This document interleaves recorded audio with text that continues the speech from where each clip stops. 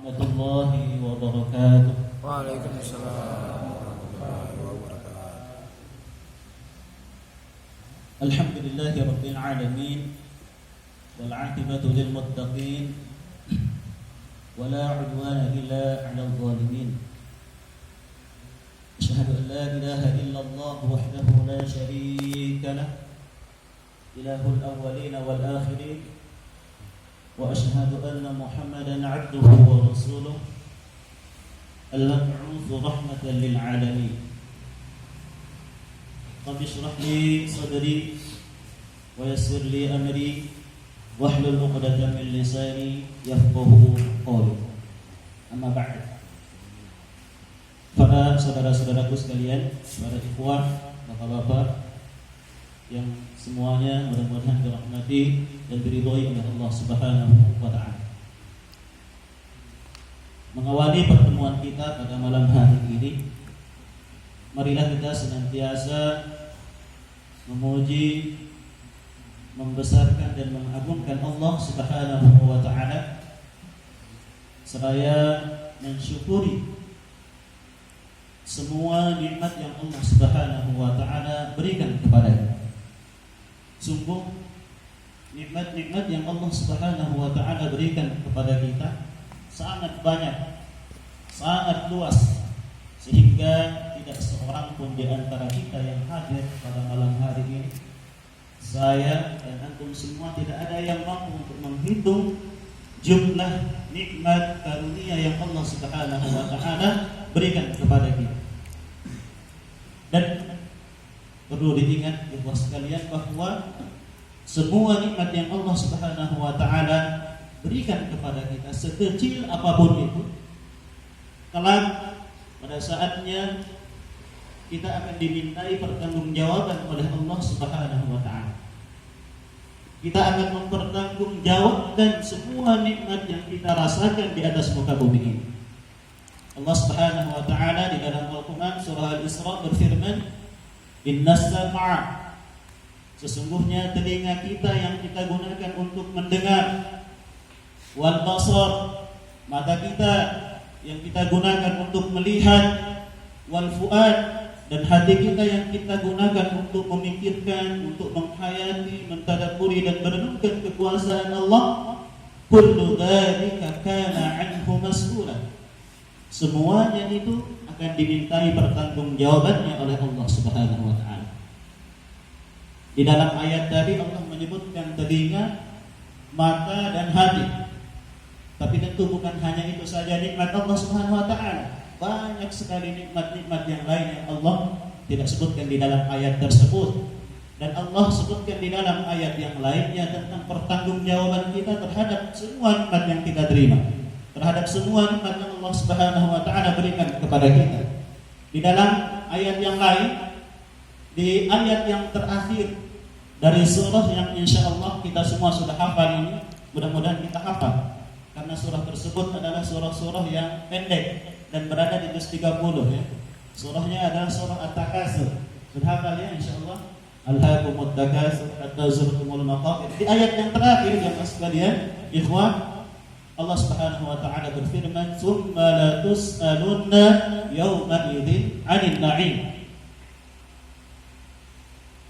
Dan sungguh kata Allah Subhanahu wa taala, di dalam ayat ini Allah menggunakan dua taukid, dua kata yang digunakan untuk menegaskan.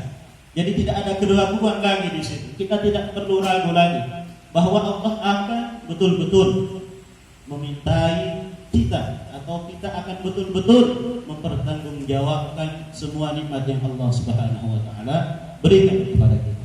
Oleh karena itu jemaah sekalian yang berbahagia, bagaimana caranya supaya kita bisa mempertanggungjawabkan semua nikmat itu dengan baik? Salah satu caranya adalah dengan mensyukuri semua nikmat yang Allah Subhanahu wa taala berikan kepada kita. Dan ketika kita mensyukuri nikmat tersebut, maka Allah Subhanahu wa taala berjanji untuk memberikan tambahan dan keberkahan dari nikmat yang Allah Subhanahu wa taala berikan. Dan ketika seseorang mengkufuri, mengingkari nikmat Allah, maka Allah juga berjanji menyiapkan azab yang pedih, menyiapkan balasan atau siksaan yang pedih kelak di yaumul qiyamah.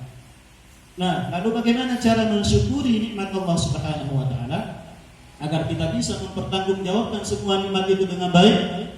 Caranya ada 3 jamaah sekalian yang berbahagia. Yang pertama adalah dengan meyakini, mengimani bahwa semua nikmat itu datang dari Allah Subhanahu wa taala. Semua nikmat yang kita rasakan itu berasal dari Allah Subhanahu wa taala. Allah Subhanahu wa taala menjelaskan hal itu di dalam Al-Qur'an. Wa ma bikum min ni'matin fa min Allah. Tidak ada satu pun nikmat yang kita rasakan sekecil apapun nikmat itu kecuali nikmat itu berasal dari Allah Subhanahu wa taala. Kemudian yang kedua, setelah kita meyakini nikmat itu berasal dari Allah, yang kedua adalah dengan banyak mengucapkan alhamdulillah. Kita memuji kepada Allah Subhanahu wa taala atas nikmat itu. Kita banyak mengucapkan alhamdulillah, alhamdulillah, alhamdulillah.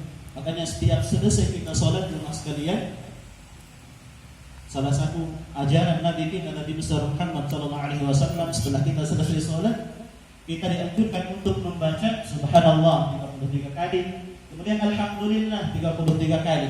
Ini kalau kita rutin baca setiap selesai sholat 5 kali, kita sholat fardu, subuh, zuhur, asar, maghrib, isya, berarti sudah berapa kali itu kita baca? 33 kali 5. Sudah berapa kali? Silahkan dihitung masing-masing ya. Dan di sini kita harus memperbanyak alhamdulillah sebagai bentuk rasa syukur kita kepada Allah Subhanahu wa taala. Kemudian yang terakhir, cara mensyukuri nikmat Allah Subhanahu wa taala yakni dengan menggunakan semua nikmat itu di jalan Allah Subhanahu wa taala. Kesempatan yang Allah Subhanahu wa taala berikan kita gunakan untuk mengikuti taklim, untuk membaca Al-Qur'an, untuk mengikuti dirasa, tahsin, tarbiyah dan seterusnya. Kita gunakan kesempatan yang Allah berikan karena itu nikmat yang akan kita pertanggungjawabkan kelak. Nikmat kekuatan juga kita harus isi atau kita harus gunakan untuk ketaatan kita kepada Allah Subhanahu wa taala. Orang yang diberikan harta yang melimpah, diberikan harta yang luas, hendaklah mereka harus sedekahkan, infakkan di jalan Allah Subhanahu wa taala. Itulah cara kita mensyukuri nikmat Allah Subhanahu wa taala agar kita bisa mempertanggungjawabkan semua nikmat itu dengan baik kelak di yaumul qiyamah. Para ikhwan sekalian yang berbahagia, selanjutnya marilah kita berselawat dan mengirimkan salam kepada Rasul kita, Rasul pilihan Allah, kekasih Allah, Nabi besar Muhammad sallallahu alaihi wasallam yang telah memperjuangkan agama ini dengan hartanya, dengan tenaganya dan bahkan dengan nyawa sekalipun, sehingga pada saat ini kita bisa menikmati manisnya beragama Islam. Itu semua berkat perjuangan baginda Nabi besar Muhammad sallallahu alaihi wasallam. Maka kita sebagai umatnya tidak pantas untuk tidak banyak berselawat. Kita harus banyak berselawat kepada Nabi kita Nabi besar Muhammad sallallahu alaihi wasallam. Allahumma shalli ala sayyidina Muhammad wa ala alihi wa sahbihi ajma'in. Para ikhwan sekalian yang berbahagia, materi kita atau pembahasan kita pada kesempatan yang pertama ini sebagaimana sudah disebutkan tadi oleh protokol, oleh moderator, bahwa pembahasan kita adalah atau tema pembahasan kita adalah mulia dengan Al-Qur'an. Di dalam judul ini, ikhwan sekalian, ada 2 karakter kata. Yang pertama adalah mulia, kemudian yang kedua adalah Al-Qur'an. Yang pertama mulia, ini kebalikan atau lawan kata dari kata hina. Dan ketika kita mendengarkan kata mulia, kita mendengarkan atau membaca kata mulia, maka yang akan terbayang atau biasanya kita akan membayangkan langsung, yaitu membayangkan hal-hal yang baik, membayangkan hal-hal yang positif. Dan setiap kita pasti tentu ingin menjadi mulia dan dimuliakan oleh Allah Subhanahu wa taala, baik kita mulia di hadapan sesama kita, sesama manusia, terlebih lagi kita mulia di hadapan Allah Subhanahu wa taala. Dan lawan katanya adalah hina. Dan ketika kita mendengarkan kata hina, kita akan membayangkan sesuatu yang kurang baik. Kita akan membayangkan sesuatu yang negatif. Dan saya yakin tidak ada di antara kita ingin menjadi manusia-manusia yang hina, baik di antara sesama kita, sesama manusia, terlebih lagi kita hina di hadapan Allah Subhanahu wa Ta'ala. Nah, pertanyaannya, sekarang apakah kita ingin menjadi manusia yang dimuliakan oleh Allah Subhanahu wa Ta'ala, atau apakah kita ingin sebaliknya menjadi manusia-manusia yang hina di hadapan Allah Subhanahu wa Ta'ala? Saya rasa jawabannya atau semuanya sudah punya jawaban masing-masing.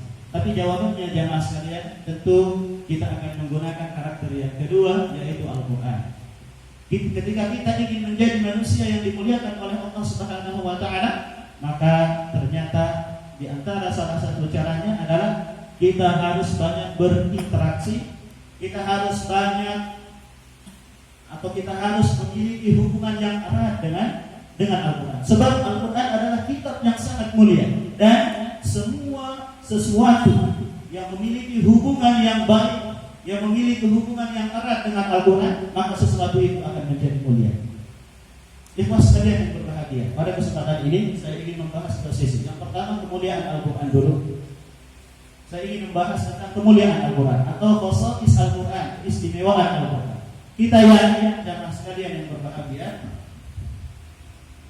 bahwa Al-Quran adalah kitab suci yang paling mulia. Tidak ada kitab samawi yang Allah Subhanahu wa Ta'ala turunkan di atas muka bumi ini yang lebih mulia dan lebih istimewa daripada Al-Quran. Al-Quran itu lebih mulia dari kitab Taurat yang diturunkan kepada Nabi siapa? Nabi siapa? Taurat diturunkan kepada Nabi Musa alaihi salatu wassalam. Nanti disiapkan hadiah ya. Ini ada hadiah yang bisa menjawab pertanyaan. Makanya diperhatikan. Yang ingin mendapatkan hadiah, ya siapkan jawaban dari sekarang, dan jawabannya akan ada di dalam materi pembahasan yang kita sampaikan. Soalnya keluar dari materi ini, kemudian jawabannya juga ada di dalam materi ini. Nabi Musa atau apa namanya tadi? Kitab Taurat diturunkan kepada Nabi Musa. Al-Quran itu lebih istimewa daripada kitab Injil yang diturunkan kepada Nabi Isa. Al-Quran itu juga lebih istimewa dan lebih mulia dari kitab apa satu lagi yang belum saya sebutkan? Kitab Zabur diturunkan kepada Nabi siapa? Nabi Ibrahim. Nabi Daud adalah nabi yang terkenal dengan keindahan suaranya, ya. Keindahan suaranya. Kalau Nabi Musa terkenal dengan kekuatannya, sekali saja memukul biasanya semati orang. Dorbu Musa, pukulan Nabi Musa itu subhanallah mematikan. Seandainya beliau masih hidup sekarang, orang kafir itu lari terbirit-birit ketika melihat Nabi Musa alaihissalam. Baik. Jadi Al-Quran itu adalah kitab samawi yang paling mulia yang Allah Subhanahu wa Ta'ala turunkan. Saya ingin menyebutkan khosais Al-Quran, keistimewaan yang pertama dibandingkan kitab-kitab samawi yang lain. Yang pertama, buat sekalian yang berbahagia, annahu yatakaffalullahu bihibbihi, bahwa Al-Quran itu telah mendapatkan jaminan dari Allah Subhanahu wa Ta'ala langsung bahwa Allah akan menjaganya sampai akhir kiamat, sampai yaumil qiyamah. Allah yang sendiri yang akan menjaga Al-Quran itu dari segala macam bentuk perubahan, baik yang terjadi di dalam maknanya maupun di dalam katanya. Tidak akan pernah berubah Al-Quran itu meskipun satu huruf pun tidak akan pernah berubah. Coba bayangkan kapan Al-Quran itu diturunkan, 1400 tahun yang silam. Tapi sampai sekarang alhamdulillah Al-Quran masih utuh seperti yang diturunkan kepada Rasul kita Nabi besar Muhammad SAW. Tidak pernah berubah sedikit pun, meskipun banyak orang-orang yang ingin berubah Al-Quran itu. Kenapa tidak berubah? Sebab Allah sendiri yang menjaga atau yang telah berjanji untuk menjaga, untuk memelihara dan melestarikan Al-Quran itu sampai akhir kiamat. Itu yang pertama. Kemudian yang kedua, jemaah sekalian yang berbahagia, tayassiruhu lil-hifdz. Yang kedua adalah Al-Quran itu ternyata mudah untuk dihafal. Dan ini Allah Subhanahu wa Ta'ala tegaskan di dalam Al-Quran, di dalam banyak ayat. Allah Subhanahu wa Ta'ala berfirman,